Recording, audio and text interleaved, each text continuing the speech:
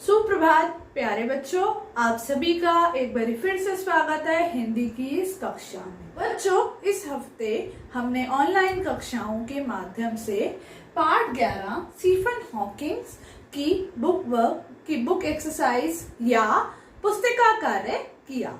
तो इस पाठ का पठन और इस पाठ के प्रश्न उत्तर हम अपने पिछली वीडियोस में कर चुके हैं।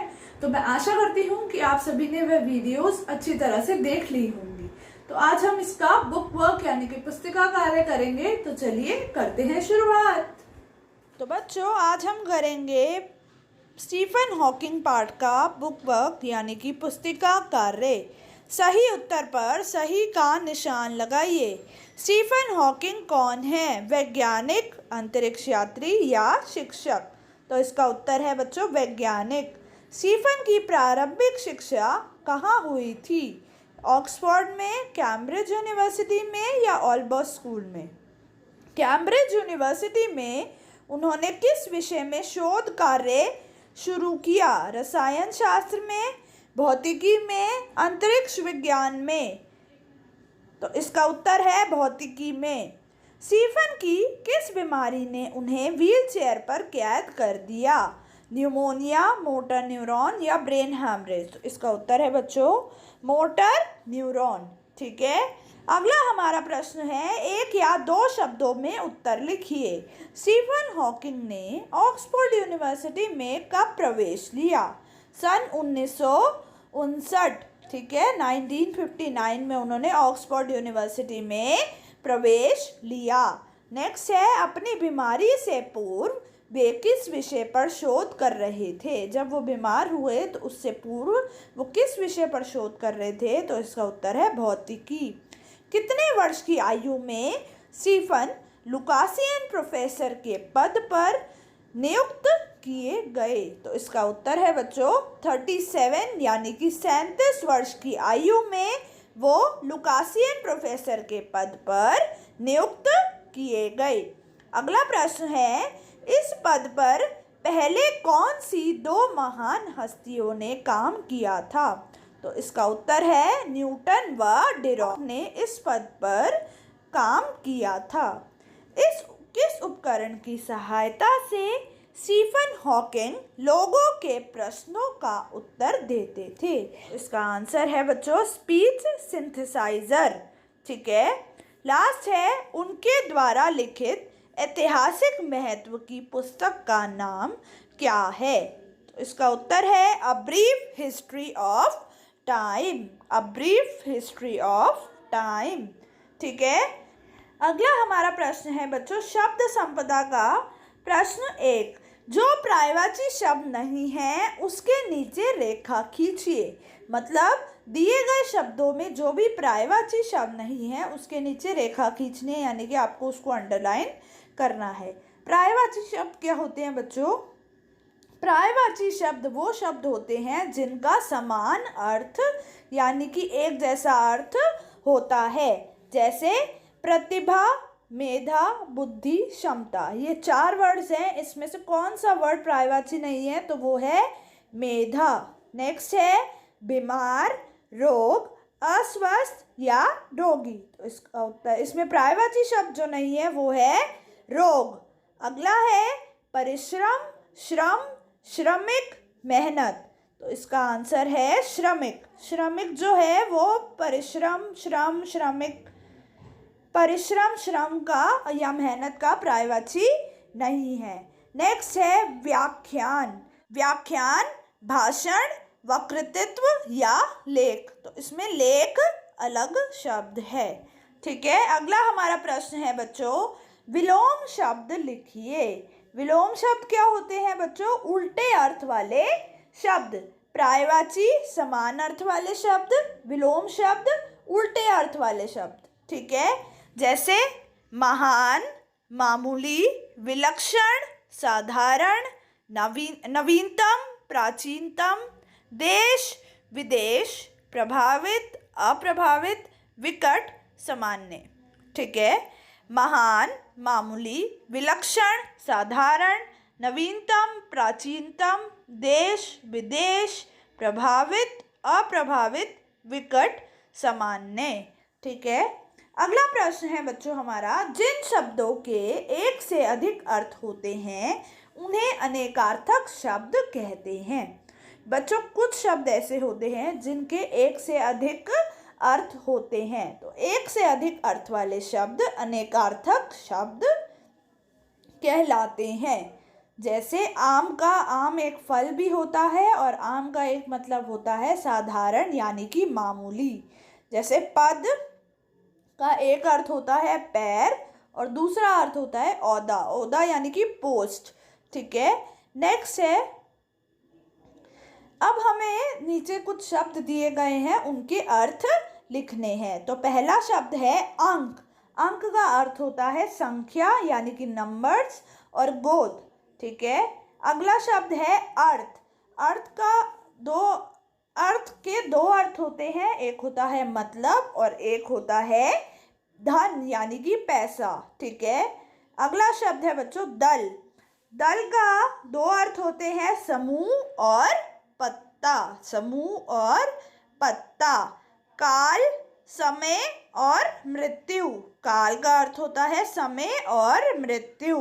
हार, पराजय, माला। हार, पराजय, माला। काल, समय, मृत्यु। दल, समूह, पत्ता। अर्थ, मतलब धन। अंक, संख्या और गोद। ठीक है, अगला अब हम आ जाते हैं बच्चों भाषा बोध पर। भाषा बोध का पहला प्रश्न है, अ की ध्वनि वाले 5 शब्द पाठ से ढूंढकर लिखिए। पाठ में ऐसे अ की मात्रा वाले शब्द दिए गए हैं जिन्हें आपको ढूंढकर लिखना है। तो वो शब्द है बच्चों हॉकिंग, ऑलबॉस, ऑक्सफोर्ड, न्यूरॉन और ऑफ। ठीक है, अगला हमारा प्रश्न है बच्चों पढ़िए और समझिए। इसमें हमें क्या करना है, जैसे आप लोग इंग्लिश में भी पढ़ते हो, एक वर्ड की फॉर्म्स होती हैं, तो वही फॉर्म्स हमने यहाँ पर भी पढ़नी है। ठीक है, सरल, सरलता, सरलतम। कठोर, कठोरता, कठोरतम। मधुर, मधुरता, मधुरतम। उच्च, उच्चतर, उच्चतम। निम्न, निम्नतर, निम्नतम। निम्न, निम्नतर, निम्नतम। ठीक है, तो यहाँ पे हमने क्या पढ़ा, यहाँ पे हमने वर्ड की फॉर्म्स पढ़ी। अगला हमारा प्रश्न है बच्चों, नीचे लिखे वाक्यों की क्रियाएं पहचान कर लिखिए कि वे अकर्मक है या सकर्मक। अकर्मक क्रिया वो होती है जो क्रिया कर्म के बिना होती है, और सकर्मक क्रिया वो क्रिया होती है जो क्रिया कर्म के साथ होती है। जैसे पहला है, सन 1966 में स्टीफन हॉकिंग को कैम्ब्रिज विश्वविद्यालय से पीएचडी की डिग्री प्राप्त हुई। तो ये यहाँ पे हमें, अगर मैं यहाँ पे लिख देती सन 1966 में स्टीफन हॉकिंग को डिग्री प्राप्त हुई, तो ये क्रिया हो जाती अकर्मक।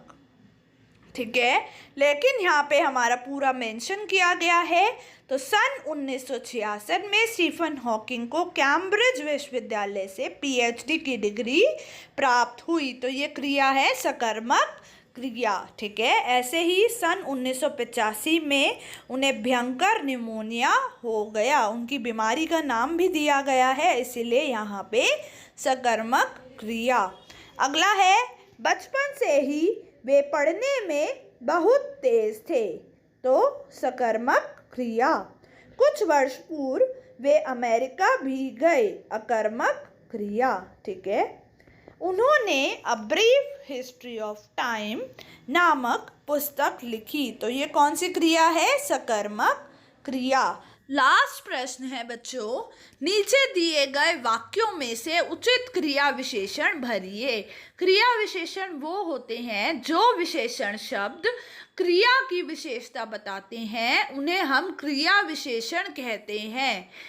ठीक है, जैसे पहला है, नीचे आपको कुछ इसके वो दिए हुए हैं बॉक्स में, उसमें से देख के आपको क्रिया विशेषण शब्द फिलिंग द ब्लैंक्स में भरने हैं। ठीक है, पहला है अब व्हील चेयर ही डैश के लिए उनका सहारा बन गई। तो इसका आंसर है, इसमें आएगा अब व्हील चेयर हमेशा के लिए उनका सहारा बन गई। हमेशा जो है वो क्रिया का विशेषता बता रहा है, इसलिए ये क्या है, क्रिया विशेषण शब्द। वे कीबोर्ड के बटन दबाकर इधर उधर आते जाते हैं। आने जाना जो है वो क्रिया है और इधर उधर क्या है, विशेषण शब्द। तो विशेषण शब्द क्रिया की विशेषता बता रहे हैं, इसीलिए यहाँ पे इधर उधर क्रिया विशेषण है। ठीक है। अगला है बच्चों, स्टीफन हॉकिंग ने अपने व्याख्यानों द्वारा विज्ञान प्रेमियों को प्रभावित किया। तो इसमें आएगा स्टीफन हॉकिंग ने अपने व्याख्यानों द्वारा विज्ञान प्रेमियों को खूब प्रभावित किया। ठीक है। अगला है, प्रकृति डैश उनकी अपंगता बढ़ाती चली जा रही थी। तो इसमें आएगा लगातार। लगातार क्रिया की विशेषता बता रहे हैं, इसीलिए यह क्रिया विशेषण शब्द है।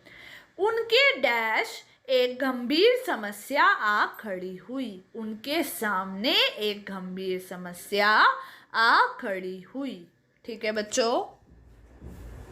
तो बच्चों, इसी के साथ मैं आशा करती हूँ कि आपको ये पाठ अच्छी तरह से समझ आ गया होगा। आपने इसका पुस्तिका कार्य भी कर लिया होगा। तो इसी के साथ हमारी आज की ये कक्षा यहीं समाप्त होती है और आज का जो आपका गृह कार्य है वो कुछ इस प्रकार है।